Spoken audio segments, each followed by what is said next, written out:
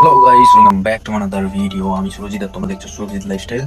তো আজকে শিবরাত্রি, আর শিবরাত্রিতে মোটামুটি আমি যাব এখন হচ্ছে মন্দিরে। তো মন্দিরে বেরাবো, ওদিকে মা সব কিছু গুছাচ্ছে। আজকে ফার্স্ট টাইম মাকেও দেওয়াবে না, এক্সাইটমেন্ট আছে একটু আলাদাই। যাই হোক, মোটামুটি আজকে সারাদিন তোমাদের সাথে অনেক কিছুই শেয়ার করেছি, তার মধ্যে থেকে এটাও একটা একটু বড় হয়ে যেতে পারে ভিডিওটা, তাও মজা হবে অনেক কিছু। তো মন্দিরে গিয়ে কী করছি না করছি সেগুলো দেখার জন্য। সো আর কিছুই না, পুরো মন্দিরের কথা হবে। সো গাইস, এখন দাঁড়িয়ে আছি মন্দিরে।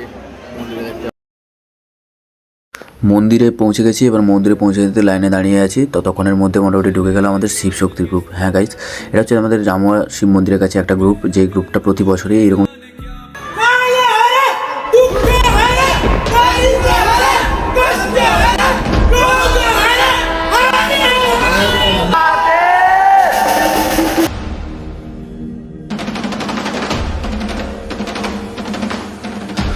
এটা হচ্ছে আমাদের গ্রামেরই জামুয়া শিব মন্দিরের একটা গ্রুপ, শিব শক্তি গ্রুপ। তো এই গ্রুপটি প্রতি বছরই মানে যেরকমভাবে সাজিয়ে গুছিয়ে আসে, সেভাবে এবছরও বেশ বাবাকে বরের ভেসে, মানে যেহেতু আজকে শিবরাত্রি, তো শিবরাত্রিতে বরের ভেসে একবারে নিয়ে এসেছে। আর আমি এরকমভাবে লাইন থেকে সরে সরে ভিডিও করছি, তার কারণ একটাই, যে আমি যেহেতু ভিডিও করছি এবার অনেকে ডিস্টার্ব হতে পারে, তো সেই জন্য ভিডিওটা এরকমভাবে দূরের থেকে করছি। তো যাই হোক, মোটামুটি আমাদের মন্দিরটা তোমরা দেখতেই পাচ্ছ যে আমাদের মন্দিরটা কতটা পরিমাণে সুন্দরভাবে সাজানো হয়েছে বা কী ব্যাপারটাই। তো আমার তো দারুণ লাগছে। আর যাই হোক, মন্দিরটাকে তুলে ধরছি, এটা বেশি এক্সাইটমেন্ট, তার কারণ একটাই, যে আমাদের মন্দিরটা যাতে বাইরের আরও 10জন মানুষ জানতে পারে, বা এখানে এসে যাতে এই মন্দিরে এসে যাতে এই বাবার কাছে পুজো দিতে পারে। তো সেই জন্য মন্দিরটা তুলে ধরা।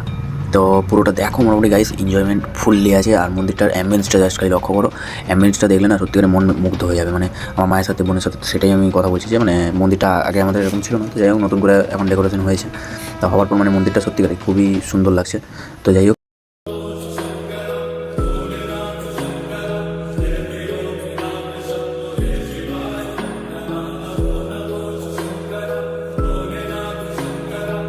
মন্দির দেখতে দেখতে অনেক কথা মনে পড়ে গেল, পুরনো অনেক কথাই। কেননা আজ থেকে একটা বছর আগেও আমি এই মন্দিরের সামনে এসে লুকিয়ে মানে বাবাকে দর্শন করে গেছি। তার অনেক বড় কারণ আছে, সব অতীতের কথা বাদ দাও।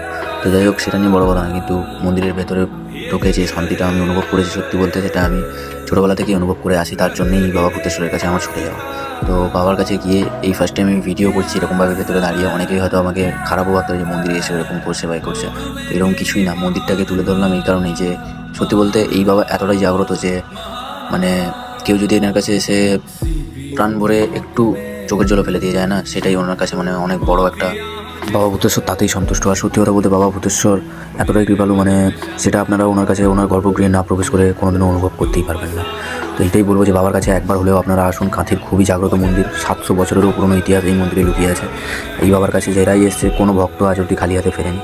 আপনাদের এটাই বলবো, আপনারাও একবার হলেও আসুন বাবার মন্দিরে, ঠিক আছে?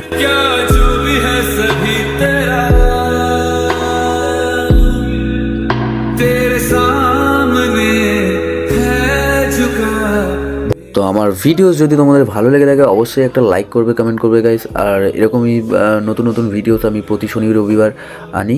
তো মোটামুটি এই সমস্ত ভিডিও দেখার জন্য আর শর্টস ক্লিপ আর উইকলি চ্যালেঞ্জে পার্টিসিপেট করার জন্য অবশ্যই সুরজিৎ লাইফস্টাইল ফলো করো গাইস।